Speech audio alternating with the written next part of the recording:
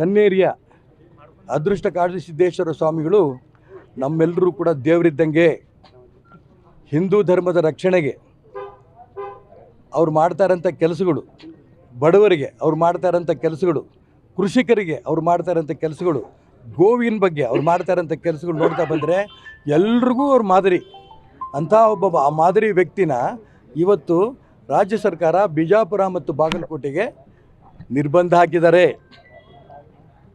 ಅದಕ್ಕೋಸ್ಕರ ನಾನು ರಾಜ್ಯ ಸರ್ಕಾರಕ್ಕೆ ಈ ಸಂದರ್ಭ ಒತ್ತಾಯ ಮಾಡ್ತೀನಿ, ತಕ್ಷಣ ನೀವು ಅವ್ರ ಮೇಲೆ ಹಾಕಿರೋಂಥ ನಿರ್ಬಂಧವನ್ನು ವಾಪಸ್ ತೊಗೋಬೇಕು. ಇಲ್ಲಾಂದರೆ ಈಗಾಗಲೇ ನಿಮ್ಮ ರಾಜ್ಯ ಸರ್ಕಾರ ಅಲ್ಲಾಡೋಕ್ಕೆ ಶುರುವಾಗಿದೆ. ಯತೀಂದ್ರ ಸಿದ್ದರಾಮಯ್ಯವ್ರಿಗೂ ಆಗಲೇ ಒಂದು ಬಾಂಬ್ ಸಿಡಿಸಿದ್ದಾರೆ. ಮುಖ್ಯಮಂತ್ರಿ ಬದಲಾವಣೆ ದೃಷ್ಟಿಯಲ್ಲಿ ಅದು ಡಿ ಕೆ ಶಿವಕುಮಾರ್ ಬಗ್ಗೆ ಚರ್ಚೆ ನಡೀತಾ ಇದೆ ರಾಜ್ಯದಲ್ಲಿ, ಕಾಂಗ್ರೆಸ್ಸಲ್ಲಿ, ಕೇಂದ್ರದಲ್ಲಿ. ಇಲ್ಲಿ ಅದಿಲ್ಲ.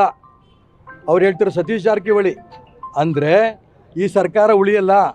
ಆದಷ್ಟು ಬೇಗ ಈ ಸರ್ಕಾರ ಡಿಸಾಲ್ವ್ ಆಗುತ್ತೆ, ಚುನಾವಣೆ ಬರುತ್ತೆ, ರಾಷ್ಟ್ರಪತಿ ಆಡಳಿತ ಚುನಾವಣೆ ಬರುತ್ತೆ. ಈ ನಂಬಿಕೆ ನನಗಿದೆ. ಸರಿ, ಕಾಡಸಿದ್ದೇಶ್ವರ ಸ್ವಾಮಿಗಳು ಮಾತಾಡಿದ ಶಬ್ದಗಳೇನಿದು, ಮೆಟ್ಟಿನಿಂದ ಹೊಡಿತೀನಿ, ಈ ರೀತಿ ಶಬ್ದಗಳನ್ನ ಮಾತಾಡಿ ಎಷ್ಟು ಮಟ್ಟಿಗೆ ಸರಿ ಅನ್ನೋದನ್ನ ಸರಿ ತಪ್ಪು ನಂದಾಗ ನಾನು ಇನ್ನೊಂದು ಸೈಡು ಕೇಳಿ ಏನೇನು ಕೇಳ್ಕೊಂಬಂದ್ರಿ.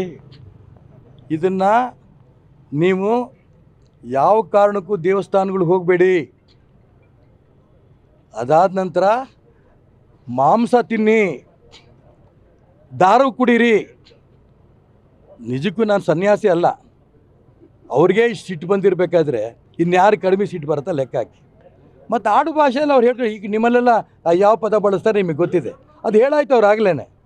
ನಾನು ಅದಕ್ಕೋಸ್ಕರ ಹೇಳ್ತಿದ್ದೀನಿ, MB ಪಾಟೀಲ್ ಆ ರೀತಿ ಮಾತಾಡಿದಕ್ಕೆ ಕ್ಷಮೆ ಯಾಚಿಸಬೇಕು. ಅಂದರೆ ಅದಕ್ಕೆ ನಾವು ಹಿಂದೂ ಸಮಾಜವನ್ನು ತುಂಡು ಮಾಡೋದ್ರಲ್ಲಿ ಮೊದಲನೇ ಅಗ್ರಸ್ಥಾನದಲ್ಲಿರೋದು MB ಪಾಟೀಲ್ರು. MB ಪಾಟೀಲ್ರ ವಿಚಾರನ ಈಶ್ವರ ಖಂಡ್ರೆ ಹೆಂಗೆ ಖಂಡನೆ ಮಾಡಿದ್ರು.